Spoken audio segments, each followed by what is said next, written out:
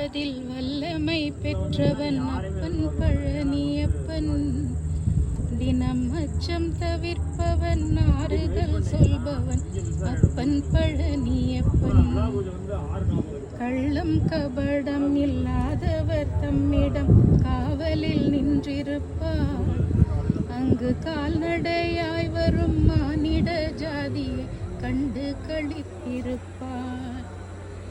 துள்ளி வரும்படி வேலுக்கு மேலொரு ஜோதி பிழம்பும் உண்டோ? அந்த சுப்பையன் போலொரு அற்புத தெய்வத்தை சொல்ல மொழியும் உண்டோ? அள்ளி கொடுப்பதில் வல்லமை பெற்றவன் அப்பன் பழனியப்பன். தினம் அச்சம் தவிர்ப்பவன், ஆறுதல் சொல்பவன் அப்பன் பழனியப்பன்.